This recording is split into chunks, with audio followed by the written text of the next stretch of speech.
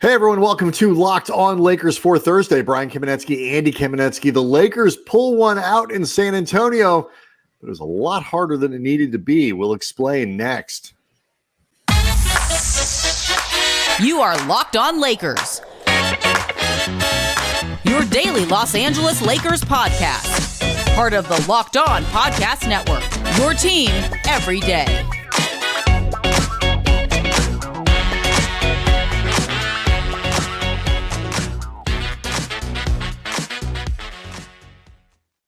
Thanks to everybody for making Locked On Lakers first listen of every day, Monday through Friday, no matter how or where you get your podcasts. It's always free and never behind a paywall. Locked On Lakers on YouTube is where you can go hang out with over 22,000 subscribers to the channel, all of whom are really annoyed with how the last 3 minutes of the game went on Wednesday, despite the fact the Lakers did, in fact, pull out the win 122-119 in the first of a rare away doubleheader. Both games against San Antonio. Do want to let everybody know that today's episode is brought to you by FanDuel. Make every moment more. Right now, new customers get $150 in bonus bets with any winning $5 money line bet. That's $150 if your team wins. Visit FanDuel.com/lockedon to get started. It was fun to watch Wemby, Andy, and it was not fun to not see LeBron. But this to me was one of those games that was a classic example of it was fine until it wasn't. Like for 44 minutes, give or take 40, we'll even say 40 if you really want to knock off some more stuff in the fourth quarter. The Lakers absolutely controlled this game, and then they just kind of didn't. Yeah, to clarify for people who weren't aware, LeBron missed the game with what was listed as a left calf contusion. It was interesting. It was actually the opposite of what I thought might happen when we talked about it for Wednesday's show, the idea of who could potentially sit second end of a back-to-back. I thought it would be LeBron more likely to play and Anthony Davis sit, if anybody was going to sit at all, just because AD seemed to be dealing with something like more tangible and actual, that groin that's been, flaring up periodically ever since he injured it, I don't know, a month-ish or so ago. And it definitely came up in the Dallas game. And LeBron, it seemed to be dealing with nothing specific. But first of all, scary because AD, it seemed like, was going to join LeBron 30 seconds into this game. Yeah, I didn't like that. Yeah, he injured his ankle. Seemed to stretch it out by actually hanging on the rim at one point. I guess he got permission from the referees to do this without getting a technical. But AD ended up finishing this game, played very well, 37 points, second straight 37-point game, 10 rebounds, 4 steals, 13 of 23 from the field, 2 of 3 from behind the arc. Big game, particularly big half, 24 points in the first half for AD, and he got some pretty solid supporting performances, 5 different Lakers in double digits. But the fourth quarter is where to me, it really felt like LeBron's absence was felt. Just like the idea of, okay, we're going to put these guys away. Like, I know they enter the fourth quarter up 18 points, but you still have not put away San Antonio at that point. LeBron Clearly not. Well, LeBron is a really helpful guy to have around if you are looking to put the final nails in the coffin. That's where I felt he was really missed in this game. I think it's not so much like, do you take the 18-point lead and run it up to 28? I mean, obviously that's nice, but I look at it, having covered the NBA, we've been at this, a long time, you and me. And generally speaking, a game where you blow a team out by 24, 25, or whatever, that is the exception to the rule. Even when good teams play bad ones, that is the exception to the rule. The Lakers were, up by 8 at the end of the first. I think it was 13 going into the half, 18 going into the fourth. They were up by 15 with 12 minutes, with 10 minutes left. They were up by 13 with 9 minutes left. I mean, they were up by, I think, as much as 12 with 4 minutes left and 10 with 2 minutes left. And so obviously that number continues to go down. But I generally look at these things and say, like, if you're up by between 10 and 20 points for 95% of a game, you have controlled that game throughout. And I was very pleased with what the Lakers were doing through most of it, because I thought, okay, they're going to win this game by 14. Like, and that's rock solid with no LeBron, and you're playing a lot of games in a row. You're getting things back. It'd be great if they'd have blown them out by 30, but that's okay. Win by 15, you control throughout. It was the last 2 minutes of the game. They blow a 10-point lead with 2 minutes left. They were still up by 10, Andy, with 2 minutes to go. And that, you want to talk about where you feel LeBron's absence in the inability to generate clean possessions. We'll get to the defense in a second, because the Lakers did score 30 points in the fourth quarter and were a minus 15, which is wildly unacceptable. But like, it's those little moments of organization where LeBron is able to, like you say, calm things down and get them into the right play and the right response, and get people making the right action in ways that Reeves and Russell don't. Yeah, you are correct without question that it got really hairiest down the stretch the last few minutes of the game. But I actually think it was beginning at the top of the fourth quarter.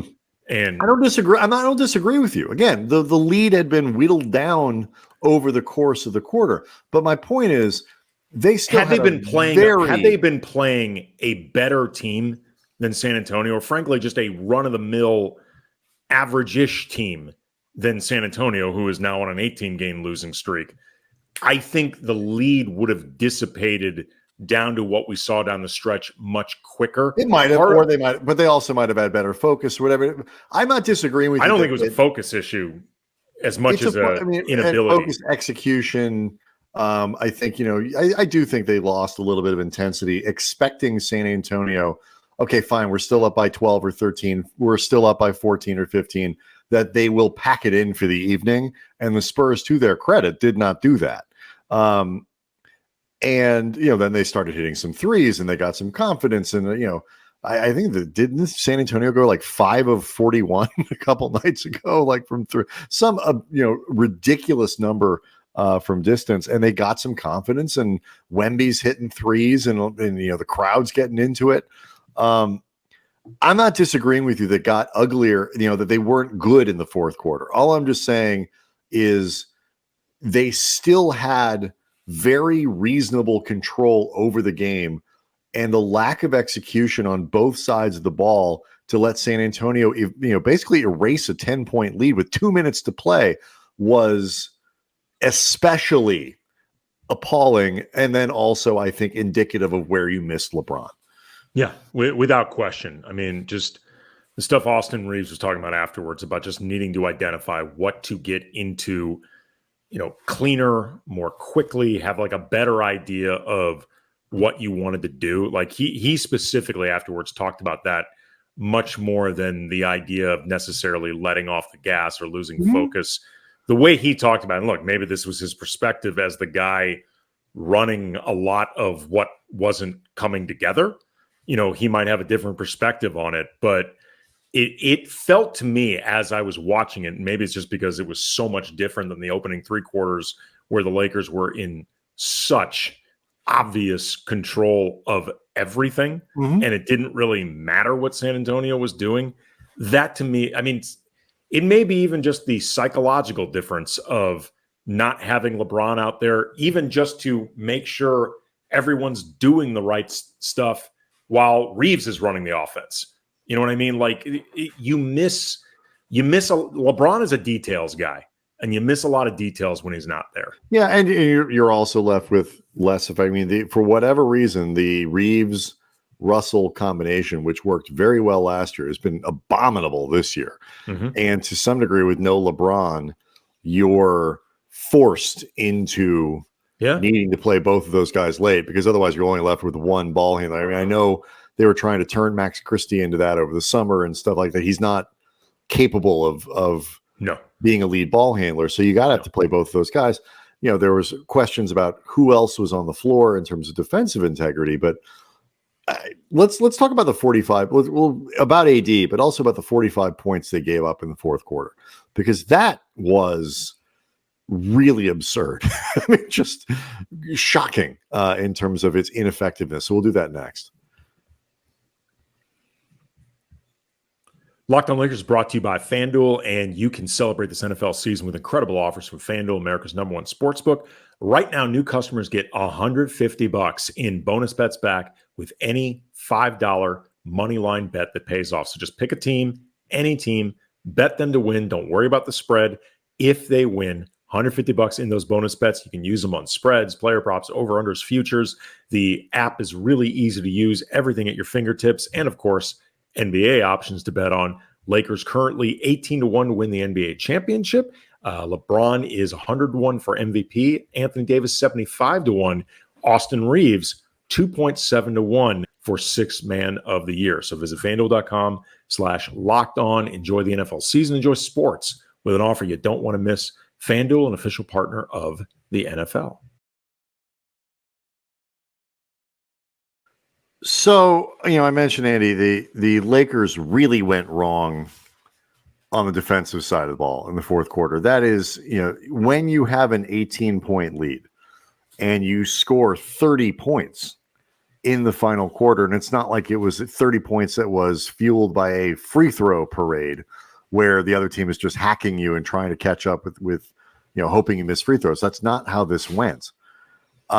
When you have an 18-point lead and you score 30 points in the final quarter, you should not win by 3. And that, to me, is where the Lakers really went wrong. And I feel like lost some of a little bit of the intensity on how quickly you close on guys, how fast and how crisp the rotations were. And again, I think just the expectation that was, okay, you guys stuck around, but with 4 or 5 minutes to go, we're still up by double digits.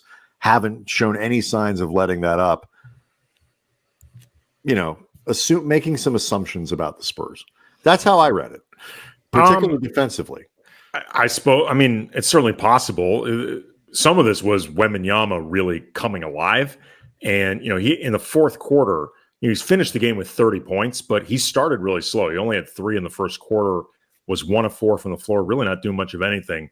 Fourth quarter, he had 14 points, 4 of 4 from the field, back-to-back threes.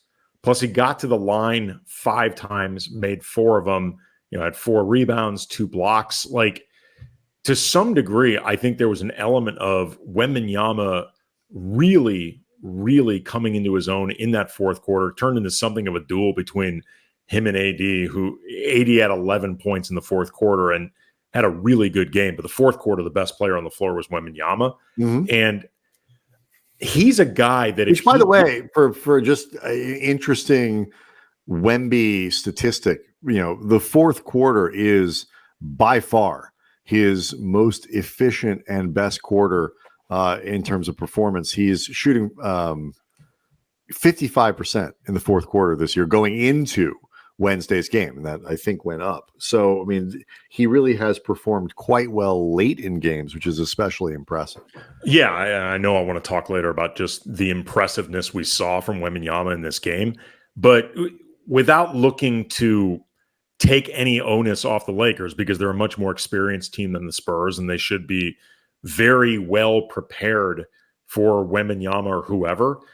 Wembanyama is a new experience for them. Like, in terms of just what he does, how he plays, like if he starts rolling, what that feels like, what you do to take him out of a comfort zone, because it's quite literally the first time any of these guys have ever played him before. Mm-hmm. And I mean, it wouldn't shock me at all if there was a little bit of a whoa factor, like just seeing him really come alive the way he did in the fourth quarter.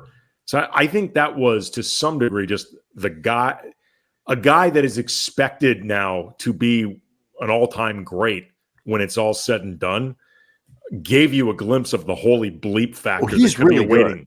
Yeah. He's really, I mean, the rest of that team is not. They've got a bunch of guys who could be decent players, I think, on a high-quality team. I mean, Keldon Johnson is a player who could be, probably a pretty decent or valuable rotation player on a high level team. Devin Vassell's a good player. Pretty good, but like again, if he's your, I mean, the second best player on this team is either Keldon Johnson or it might even be Zach Collins. Like when you really start to break it down, they've got a bunch of guys who are, your fifth and sixth best player on decent teams. But Wemby is unquestionably the real deal. He is not just a, freak of tallness. He, the handle, the athleticism, the recovery ability, the coordination. I have been very impressed by him this season. Yeah. Stu Lance, the longtime Laker color commentator for the TV broadcasts, there was two things he said to me that stood out in this game. First of all, if you've listened to Stu long enough, like I'm sure the overwhelming majority of our listeners have, players that he finds special, he always refers to as that young man. Mm-hmm. Like Kobe would get called that young man at least twice a game, every game for like, for like 25 years. Right. Yeah. Exactly. LeBron and AD have been referred to as that young man. And, there's always a tone and a cadence to the way Stu says it. And he really does reserve it for the players that truly impress him as special. Victor Wembanyama got the that young man treatment in this game. And Stu also said something in the beginning that I thought was really impressive with Wembanyama. The first quarter, AD was using him. Like AD was absolutely abusing Wembanyama in the first quarter. And Stu pointed out how Wembanyama, I guess through lack of familiarity with AD, was basically taking the bait on everything AD was doing, up fakes, bite on them all. He was getting Wembanyama turned around on drives, going in the wrong direction. And over the course of this game, he either grew more comfortable, information gathered, both, other stuff, but his degree of comfort and then dominance over the course of 4 quarters was incredibly impressive. Yeah. I mean, I think it might have been, I don't know if it was Zach Harper or somebody, covers basketball or a few weeks ago tweeted, this is the worst that Victor Wembanyama is ever going to be. Like, This is as bad as he's ever been. Get him now because, Wemby, a guy averaging 18.8 points. I just want to bring up the full stat line. It's 18.8 points, 10.5 rebounds, 2.5 assists, 3 blocks, over a steal, shooting 81% from the free throw line. This is as bad as he is ever going to be in his NBA career. As a 19-year-old, correct? He's still 19. Yeah, he turns 20 in January. So, yeah, I mean, it is, the results are, in terms of San Antonio turning it around or whatever. No, that hasn't happened. And it could be a couple years before the Spurs are ready to contend again.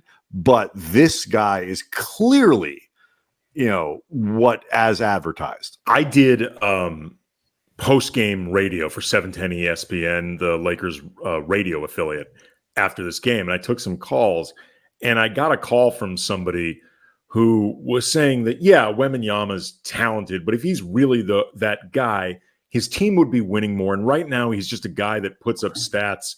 And I had to, as politely and appreciative, because obviously he called in. Hey, sure, right. I had to, as politely and with as much appreciation, tell him to get the bleep out of here. Like that's insane. That's just insane. Like the idea that Wembanyama is not doing enough right now, or like he's got to get past the point where he's empty calories. Right. Get the F out of here. That's ridiculous. He's been here an hour. Yes. And the team's point guard is should be their power forward. Yeah, Jeremy Sohan. Yeah, he's like begging Greg Popovich to stop playing him at point guard. He's like, I don't like this. He's like in therapy. He's very uncomfortable. Yes. Very uncomfortable. They just, again, they've got a bunch of guys who are your 6th best player on a good team. And I think Devin Vassell may be better than somebody, but not now. But not now, and they'll get there and they'll be fine. But it was just, and we could talk more about it after the break, but what I liked about this game for so much of it was how well they had been responding. And honestly, like for a guy like Rui, 5 of 7 in the first half, far less effective in the second. But I was like, you know what? If there's a silver lining to LeBron missing a game, it's that Rui gets a start. His playing time's been a little spotty. He's had trouble coming back from the nose thing. He gets in the lineup, and you look at it and you watch that first half, and you're like, there he goes. Like, this could be the kind of thing extended minutes gets him on a roll. Christian Wood, it's like, dust him off, get him out on the floor. And, that looked okay for a little bit. And then I was actually, if I know there was a lot of questioning as to why Darvin didn't have like Vanderbilt on the floor or Cam Reddish as much as they did, late in the game. I think it might have, Vanderbilt, I think, is still very much on a pitch count between the back and the heel because his minutes have been extremely consistent. I was a little surprised Wood was playing. I had more optimism about what was happening here. And I'm curious as to whether or not you leave this game focusing more on the first 40 minutes or the last, we'll say, 8. So I'll ask you that question next. Locked on Lakers is brought to you by Dave, and finances can be really overwhelming. Lately, I've had to deal with unexpected dental work combined with just your normal household expenses. And it's like, how do you handle this? And that's why you need Dave. Dave can make managing your money so much easier with an interest-free advance, fee-free goal tracking, and easy ways to find a side hustle to make more money. And Dave is the banking app that's leveling the financial playing field. When you download Dave, you could get up to $500 in 5 minutes or less. No credit check, no late fees. Advance the money you need with no interest. Settle up later. You can even build credit when you settle up on time. Millions of people have already downloaded the Dave app to make their finances easier. Download Dave today at dave.com/LockedOnNBA. That's dave.com/LockedOnNBA. You can get up to $500 in 5 minutes or less. No credit check, no late fees. Download the Dave app now or go to dave.com/LockedOnNBA. For terms and conditions, go to dave.com/legal. Eligibility criteria and instant transfer fees apply. Banking services provided by Evolve, member FDIC.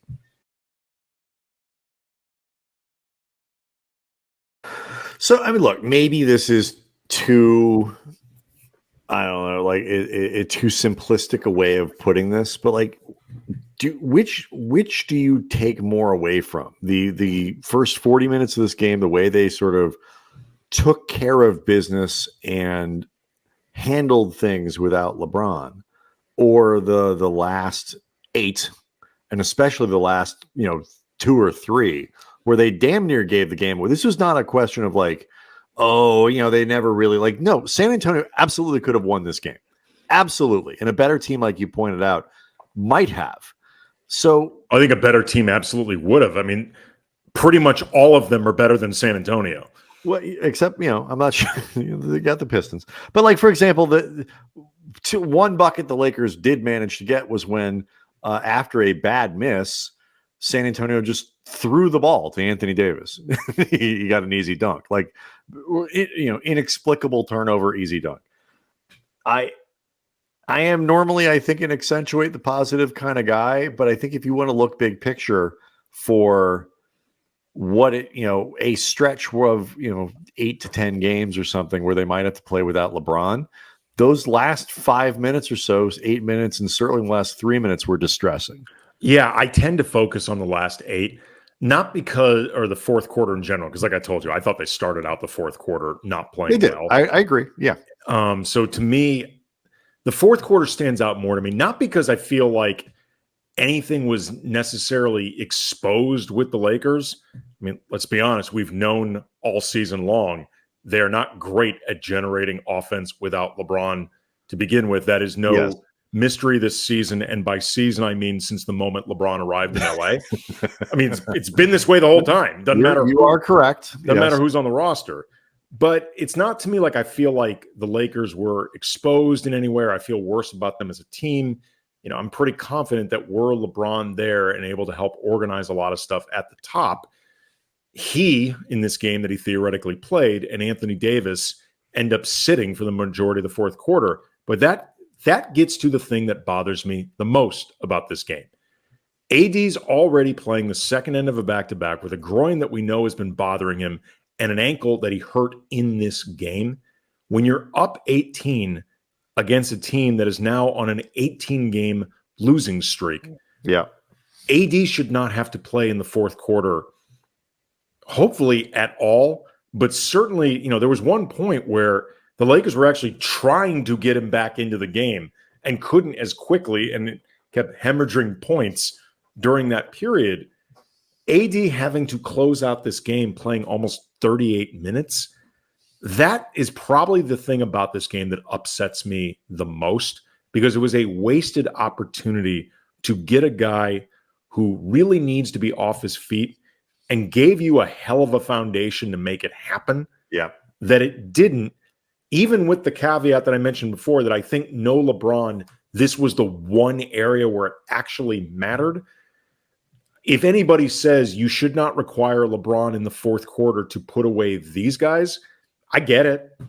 I get it. And look, I mean, again, the problem was the Lakers defense, which, is in part, Davis is included in that, but it's just, there were breakdowns. You have Prince and Reeves and Russell on the floor. Again, Reeves and Russell need to play down the stretch because they're really your only ball handlers.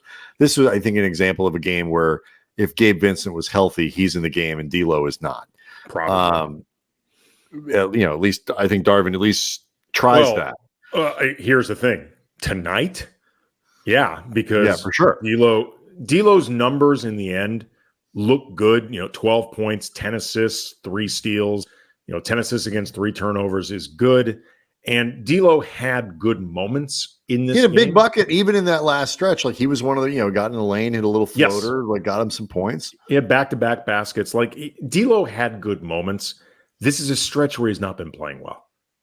No, certainly not. Certainly not to the standard that he was playing earlier in the season. I thought broadly he was fine in this game, and was playing a pretty decent game, if unspectacular, pretty decent. He missed all of his threes, which matters.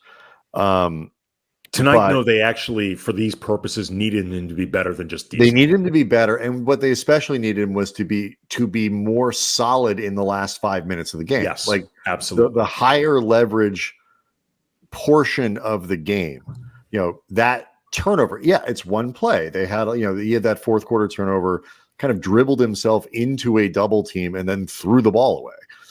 Is he the only player at fault over those last few minutes? No, he is not. Is it a team sport? It obviously is, and all that. But in higher leverage situations, you needed him to be better than he was. Even just that one play can't happen.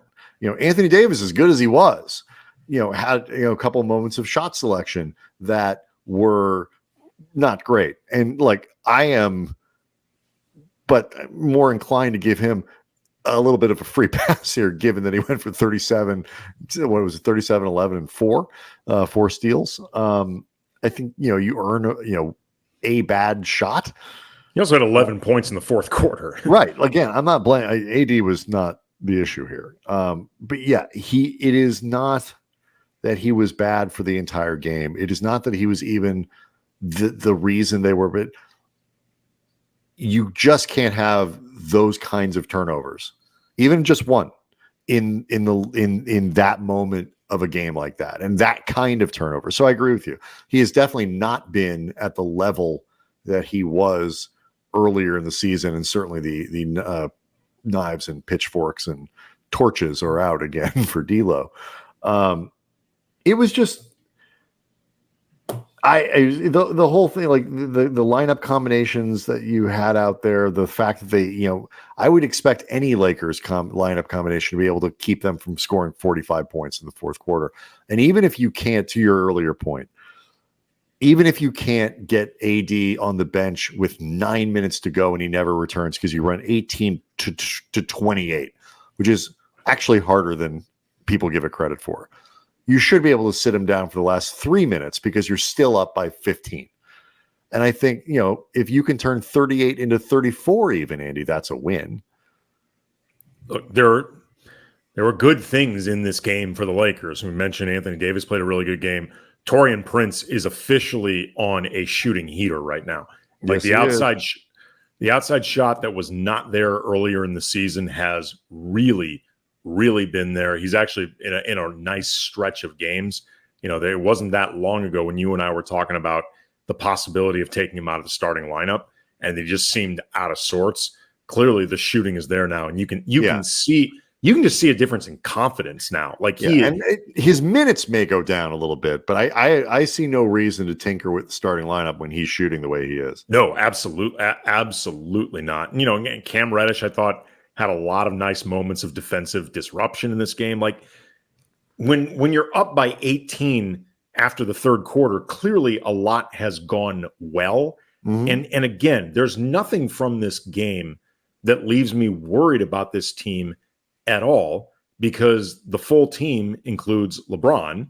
And quite frankly, if they don't have LeBron when the games truly start to matter, like the playoffs, they're probably not going very far. No, that's true. But the games in the process of getting to the playoffs, like last year, one of the defining characteristics of that season was how well they played. Sure. When LeBron got hurt late.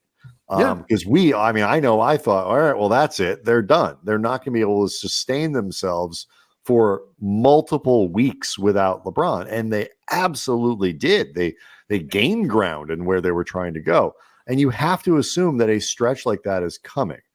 And they are going to need to figure out how to be better, how to generate the kind of ball handling that they have, where that's going to come from and what it's going to look like. Sure.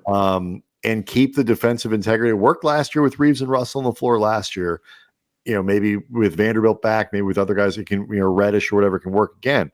But they're going to have to figure this stuff out. And because it is a gigantic red flag of potential problems coming later that you hope to, maybe not, but you got to kind of plan for it. Well, they're also too, I think this team for the most part has maintained proper intensity and focus. Mm-hmm. But the way they played without LeBron, when you take into account the context of we have to be at our absolute best or we're not going to make the play-in, much less the playoffs, that does create an extra layer that is damn near impossible to fake. And right. It's hard to even, I know they went through the tournament and all that kind of stuff, but it's hard to replicate that urgency when you're well over 500 and it's not Christmas yet. Right. We'll talk more though. What happens on Friday when presumably everybody's back, but it wouldn't shock me if Anthony Davis didn't play in that game. But we'll see. What they do on Friday and how they look and it's hard to beat a team twice in a row. Any team, even bad ones. So it's not hard to beat the Spurs twice in a row. Well, 18 different teams have beaten them consecutively. Respectfully to what they're doing down near the Riverwalk, this does not seem like a team that's difficult to beat twice in a row. I got to be honest. It is okay. They should, but my point is they should be able to do it, and they should be able to. Well, that was my point. Well, my point where I was really trying to get to is even though it can be a little harder and all this, they should be able. I would like to see what happens on Friday. Will they be able to take that 15-point lead and keep it by the end of the game? Yeah, I'm not saying push to 30. That'd be great if they could, but just maintain. If you beat an NBA team by 12, 15 points, something like that, you've controlled that game. Absolutely. And so let's see what happens on Friday. Locked On Lakers on YouTube is where you can go to see the show, hang out with 22,000 subscribers plus. And we will be back to get everybody ready for Friday night's game tomorrow.